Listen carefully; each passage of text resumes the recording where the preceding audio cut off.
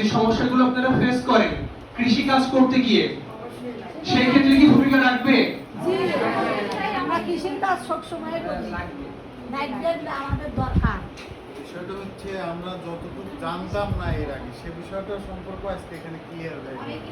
জি, অনেক কিছু জানি না, যেটা হয়তো আমাদের জানার দরকার ছিল আমরা জানি না, সেটা আজকে আমরা বেশ অনেকটা। কৃষিকাজ তো আমরা সবাই করি, কিন্তু আসলে অনেক বিষয় আছে যেটা আমরা বুঝলাম, বুঝলাম কিভাবে বীজ সংগ্রহ করা লাগে। অন্তত নিজের ফ্যামিলির জন্য আমরা বাণিজ্যিকভাবে কিছু করতে পারবো কিনা জানি না, তবে নিজের ফ্যামিলিদের নিরাপত্তার ক্ষেত্রে যতটুকু আমাদের দরকার আমরা জানতে পারবো। আসলে দেখেন, আমরা যারা এই যে এখানে অধিকাংশ নারীরা এসেছেন, আমাদের উদ্দেশ্য কি থাকে?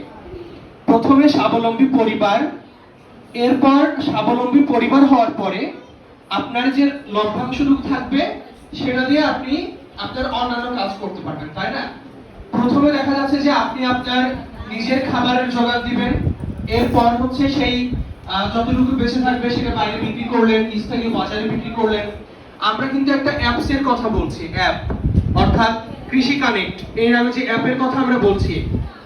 এখানে কিন্তু আমাদের উদ্দেশ্য এটাই যে আপনারা প্রথমে নিজেদের যে যোগান সেটা মেটানোর পরে, নিজেদের যে চাহিদা সেটা মেটানোর পরে আপনারা যাতে স্বাবলম্বী হতে পারেন।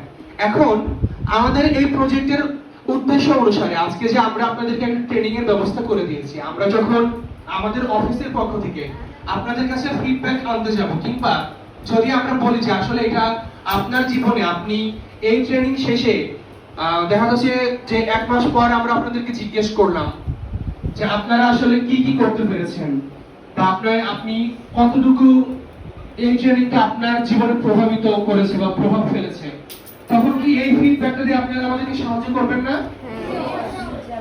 দেখেন, এখানে যে বিষয় সেটা হলো সেই ঢাকা থেকে জার্নি করে এসে গাইবান্ধায় থাকা, তারপর এই প্রজেক্ট বাস্তবায়নের জন্য আমাদের সিও মহোদয় এসেছেন। আমাদের কিন্তু মানে দায়সারাভাবে চাইলেও কিন্তু আমরা করতে পারতাম, কিন্তু আমরা কিন্তু সেটা করছি না, কারণ আমাদের ধ্রুবতারার মূল উদ্দেশ্যই হচ্ছে প্রান্তিক পর্যায়ে যে মানুষগুলো, সেই মানুষগুলোকে সাহায্য করা, তাদেরকে সমাজের উচ্চ শ্রেণীতে উঠিয়ে আনা। এটা কিন্তু আমাদের মূল উদ্দেশ্য। তো সেই উদ্দেশ্যের জায়গা থেকে আপনারা যদি আমাদেরকে সাহায্য না করেন তাহলে কিন্তু হবে না। আমাদের মূল উদ্দেশ্যই কিন্তু আপনারা যারা এসেছেন তারা আপনাদের জীবনে স্বাবলম্বী হবেন, এবং আপনাদের সন্তান সন্ততি যারা আছে তাদের জীবনে যাতে এই বিষয়টা ইফেক্ট ফেলতে পারে। আপনারা জানেন যে গতকাল আমরা একটা উঠান বৈঠক করেছিলাম। উঠান বৈঠকে কে কে ছিলেন একটু হাত তোলেন তো। গতকালের উঠান বৈঠকে আর কেউ নাই এখানে যারা উঠান বৈঠকে ছিলেন গতকাল? হ্যাঁ, কালকে যে গতকাল বিকালে যে উঠান বৈঠকটা আমরা করেছিলাম, এখন ওই উঠান বৈঠকের আগে আমরা কিন্তু আরেকটা কাজ করেছি। সকালে কি করেছি জানেন আপনারা?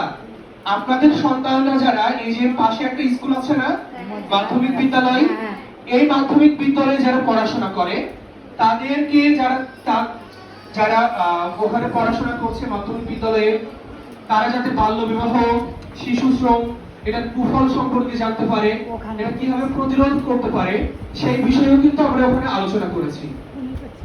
এরপর ওই ঠিক একই টপিক নিয়ে আমরা আপনাদের সঙ্গে আলোচনা করেছি। আজকে আমরা কি করছি দেখেন, যাতে করে দারিদ্রতার ভিতর থেকে আমরা বের হয়ে আসতে পারি, নিজেরা স্বাবলম্বী হতে পারি কৃষিকাজের মাধ্যমে। যেহেতু এই এলাকার অধিকাংশ আপনারা কৃষিকাজের সঙ্গে জড়িত, সেই বিষয়টাকে প্রাধান্য দিয়ে আজকে কিন্তু আমরা এই কৃষি সমৃদ্ধি প্রজেক্ট বাস্তবায়নের যে ট্রেনিং সেটা কিন্তু আমরা অলরেডি আজকে এই যে ডে লং সেশন শেষ হওয়ার পথে। তার মানে এখানে আপনাদেরকে একটা বিষয় মনে রাখতে হবে যে আমরা গতকাল যে কথাগুলো বলছিলাম বা আজকে আমরা যে ইয়েগুলো করছি, এই যে আমার এই আন্টির চেহারা মনে আছে, আপনি ছিলেন কালকের ইয়েতে, উঠান বৈঠকে ছিলেন না? এখন যে বিষয়টা সেটা হলো যে বাল্য বিবাহ কিংবা শিশু শ্রম, এই বিষয়গুলো নিরোধ কখন হবে? যখন আপনার পরিবার স্বাবলম্বী হবে তখন। এখন যেহেতু আপনি কৃষির সঙ্গে জড়িত, এই জন্যই কিন্তু আমরা এই সেক্টরটাকে বেছে নিয়েছি যে কৃষিকে অগ্রাধিকার দিয়ে যদি আমরা এগিয়ে যেতে পারি, আপনি যদি স্বাবলম্বী হতে পারেন, তাহলে কিন্তু আপনার পরিবারে বাল্য বিবাহের মতো ঘটনা ঘটবে না, কিংবা শিশু শ্রমের জন্য অকালে একটা শিশু সে কিন্তু ঝরে যাবে না। গাইবান্ধাতে আমার অনেক বন্ধু আছে।